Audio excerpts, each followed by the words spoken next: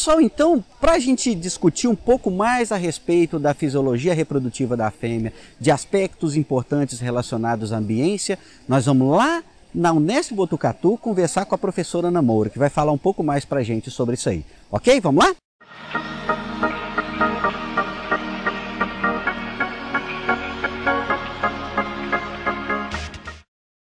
Pessoal, então a gente está aqui com a professora Ana Moura para a gente conversar sobre um assunto que o coelho é especialista, a reprodução. A professora Ana Moura é zootecnista, é livre docente em cunicultura e vai nos tirar algumas dúvidas, vai falar um pouco para a gente a respeito aí da reprodução do coelho. Professora Ana Moura, primeiro, o coelho apresenta algumas particularidades reprodutivas, dentre elas a ovulação induzida. O que seria essa ovulação induzida? Luiz, quando a gente fala de coelho, de coelhas, né, a gente não pode dizer que ela tem um ciclo estral propriamente dito, né? A coelha, ela não apresenta ovulação espontânea, ela precisa ser estimulada pela cópula ou um outro estímulo, né, para que ela venha a ovular. Então, ela vai ovular aproximadamente 10 a 12 horas após a cópula na monta natural. Quando a gente utiliza a inseminação artificial, é preciso você utilizar um hormônio que vai fazer o papel da cópula nesse estímulo, né? Então, o estímulo é um estímulo neurohumoral, quer dizer, é um estímulo nervoso da cópula que vai ao hipotálamo, e no hipotálamo existe um hormônio, que é o hormônio liberador de gonadotrofinas, que vai ser liberado no sistema porta-hipofisário. E no caso da inseminação artificial, a gente usa um análogo desse GnRH que vai tomar o lugar, vai substituir o estímulo do coito ou cópula. Ótimo. Né? Então, o ciclo estral dela não é bem definido, é uma coisa meio atípica. Quantos dias dura? E nessa quantidade de dias, quantos dias a coelha está mais receptiva?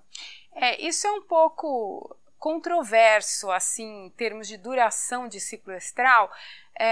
Na verdade, se admite que haja períodos em que ela é mais receptiva, porque ela apresenta ondas de maturação folicular nos ovários, né?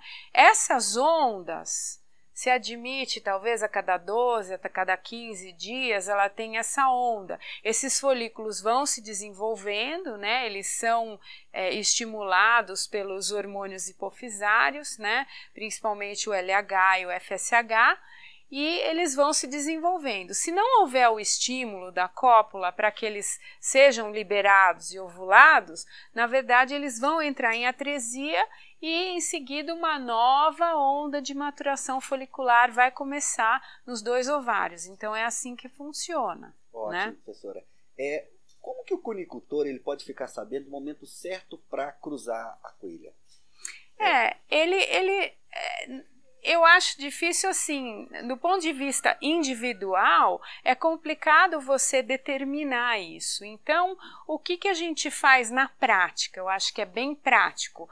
A gente verifica quais são as coelhas que a gente quer acasalar ou cobrir, né? Faz uma lista e no momento de fazer o acasalamento, de levar essa coelha para o macho, um indicativo importante, é uma coisa que pode nos ajudar bastante na prática, é a coloração e a turgência dos lábios vulvares. Professora, em relação a esse fotoperíodo, você poderia comentar um pouco para a gente como que isso pode ser aplicado na cunicultura?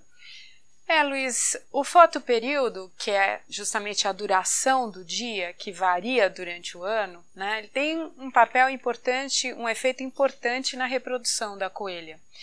Isso é mais importante conforme você se distancia do Equador.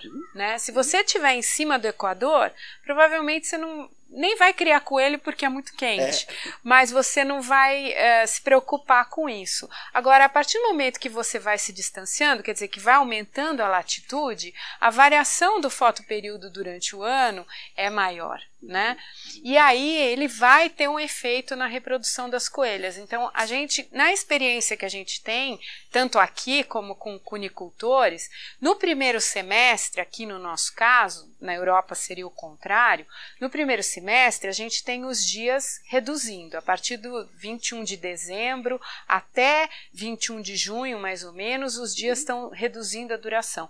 E isso tem um efeito sobre a coelha, né, de deprimir a reprodução. Não quer dizer que ela não se reproduz. Existe uma variação individual na sensibilidade ao fotoperíodo, mas é um efeito depressor. Quer dizer, um menor número de coelhas vai ser receptiva, uma menor fração das coelhas, né, de porcentagem vai ser receptiva. Das que forem receptivas, uma fração menor também vão ficar prenhes, porque a implantação dos embriões, ela é prejudicada em função dos dias reduzindo, né? Os filhotinhos, a natimortalidade é maior nessa fase.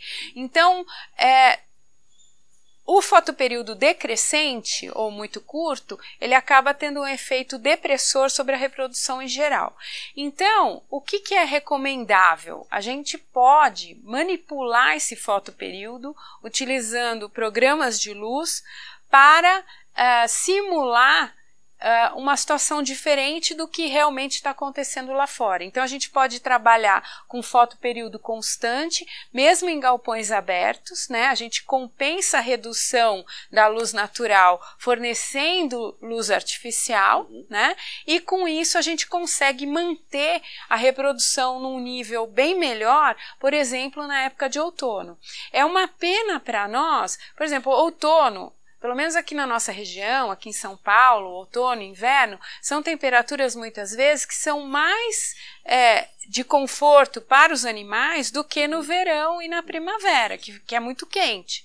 Então, justamente quando a gente tem a melhor temperatura para trabalhar com cunicultura, você acaba tendo o fotoperíodo decrescente, que é indesejável. Então o programa de luz ele contribui bastante. A gente monta uma tabelinha, claro que essa tabela vai depender da região onde a pessoa está, ela precisa levar isso em conta, depende da latitude. Então no Rio Grande do Sul é diferente de São Paulo, que é diferente do Paraná, e a partir daí você, quando começa a escurecer, você na verdade fornece luz artificial para compensar essa redução. Mas isso é feito paulatinamente, são mudanças geralmente a cada 15 dias e tal. A gente tem umas tabelinhas que a gente trabalha aí para conseguir isso aí. Ótimo. Então, o total de luz fornecida para o animal são de quantas horas? Aqui na nossa condição, a gente trabalha com 14 horas. 14 Por quê? Horas. O nosso dia mais longo em dezembro, aqui em São Paulo, aqui em Botucatu, não passa, acho que de 13 horas e 36 minutos, se não me engano. Então, a gente trabalha com 14. Na Europa, eu sei que eles trabalham com 16, porque a variação de fotoperíodo, a latitude deles é maior, então a variação de fotoperíodo é maior, então eles trabalham com 16 horas, a gente trabalha com 14. Ótimo. Professora, a gente Mas nessa época, por exemplo, agora de junho, os dias têm duração de 10 horas, 10 horas e pouco. Sim. Então nós temos aqui uma diferença de 3 horas mais ou menos. Ótimo. Então a gente percebe que esse assunto de luz é muito importante para a bioestimulação da coelha, mas eu acredito que há outros métodos de bioestimulação para favorecer a receptividade da coelha. Você poderia falar um pouco mais a respeito de algum outro método? Sim. Existem alguns métodos, né? Por exemplo, eu posso falar alguns aí. Um é mudança de gaiola, que é mais prático para coelhas nulíparas, quer dizer, aquelas que não têm crias ainda, né? Então, uma simples mudança de gaiola, 2 dias antes dela ser apresentada ao macho, ela serve como uma estimulação para essa coelha. Existem métodos que são mais adequados para coelhas lactantes, né? Então, no caso, se utiliza o acasalamento, por exemplo, 10 a 12 dias pós-parto, que é um manejo comum em cunicultura, essa coelha vai estar em lactação. E os hormônios que estão envolvidos na lactação, eles têm um papel antagônico, aí eles antagonizam um pouquinho a reprodução. Então, essa coelha também ela pode ficar não receptiva. Existem técnicas, né, que se faz, que é o quê? Restringir o acesso da coelha ao ninho por um determinado número de horas, né, isso pode variar um pouquinho, para que ela não tenha acesso à ninhada, e aí um pouquinho antes, no momento em que vai se levar a coelha ao macho, se abre o acesso ao ninho. Ela amamenta e logo em seguida se coloca essa fêmea para o macho. E o que a gente tem reparado, isso já é comprovado cientificamente, né, que na verdade ela é muito mais receptiva com esse tipo de manejo que a gente chama de separação mãe-ninhada. Essa separação, ela pode ser de 24 horas até 40 horas. No caso de 40 horas, a ninhada perderia uma mamada, quer dizer, ela fica um dia sem mamar. Isso pode trazer implicações do ponto de vista de bem-estar animal, né? Um desconforto aí para a ninhada e até para a coelha que não amamenta.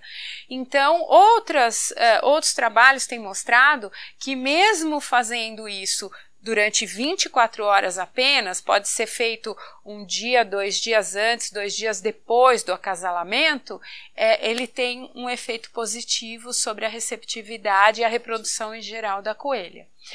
Outro método bioestimulatório também que existe, que funciona para coelhas nulíparas também, é o flushing. Né? O flushing nutricional, que seria o quê? Você, até 10 dias antes dela ser apresentada ao macho, ela tem uma dieta restrita, ou em quantidade ou em qualidade dessa dieta, e nos dias que antecedem, vamos dizer, na semana que antecede, ou 5 dias que antecedem a primeira apresentação ao macho, a primeira inseminação, a gente coloca essa alimentação à vontade. Isso aí vai estimular o desenvolvimento folicular, né? Vai fazer com que ela, no momento que seja apresentada ao macho para a cópula, ela tenha mais folículos desenvolvidos no ovário. Ótimo. Bom, então a equipe do canal Dr. Cunha agradece a professora Ana Moura pela aula sobre reprodução animal que nos deu aqui. Então, muito obrigado, professora.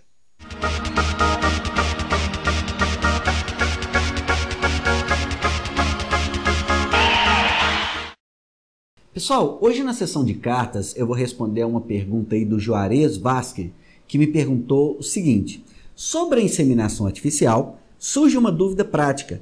Por que não injetar um hormônio que deixa as fêmeas no cio antes de ser apresentadas ao macho? Bom, inicialmente nós temos que levar em consideração que, em média, 80% daquelas fêmeas que a gente vai inseminar vão emprenhar. Em média, 80%. Vai ter épocas que vai ser maior, talvez 90% das fêmeas, e vai ter épocas que vai ser menor, talvez 70%. Então, o que o Juarez está perguntando é justamente como tentar melhorar a fertilidade dessas fêmeas. Bom, a nível de Europa, na cunicultura industrial, existe realmente um hormônio que estão utilizando. É a gonodotrofina coriônica equina, tá?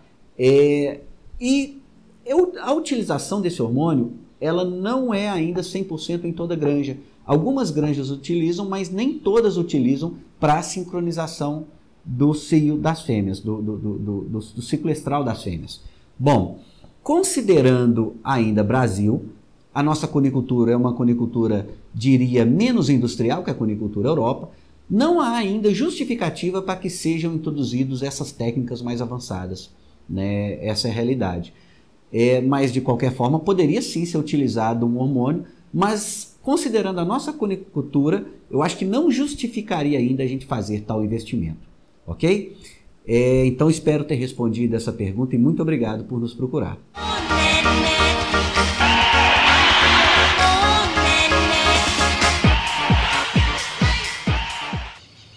Pessoal, na seção de materiais recomendados, hoje nós vamos indicar um texto que nós escrevemos para o Boletim de Cunicultura, 6ª edição, intitulado Reprodução em Cunicultura, Aspectos Fisiológicos de Manejo e Inseminação Artificial. Bom, o link para acessar esse material está aqui debaixo, então acabando aqui o vídeo você pode já clicar e boa leitura.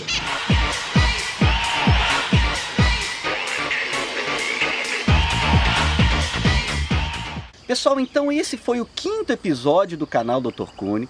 Espero que vocês tenham gostado, tá? Antes de finalizar, eu queria apresentar para vocês a Rose. A Rose é estudante de graduação em zootecnia aqui do Campus Bambuí. É essa que vocês estão vendo aqui na foto, tá? E tem nos ajudado aí não só no canal Dr. Cunha, mas também no Boletim de Cunicultura. Então agradeço a ela também. Bom, no próximo episódio a gente vai falar sobre alimentação, nutrição e alimentação de coelhos, tá? Então aguardo vocês lá. E antes de terminar, por favor, dê um like, isso ajuda muito na divulgação do canal, e compartilhe esse vídeo, ok?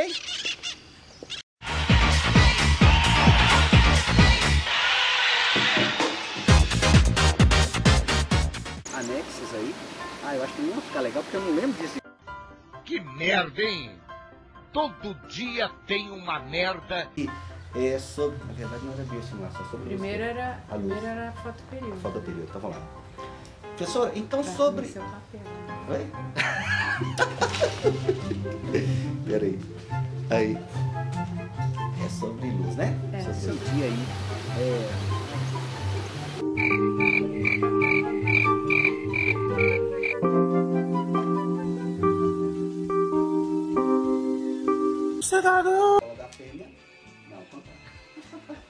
Chama a polícia, chama a polícia. E esse estímulo não é estímulo químico, é estímulo físico. Esse é o tal do mula. Tem muita gente que tem dó do mula.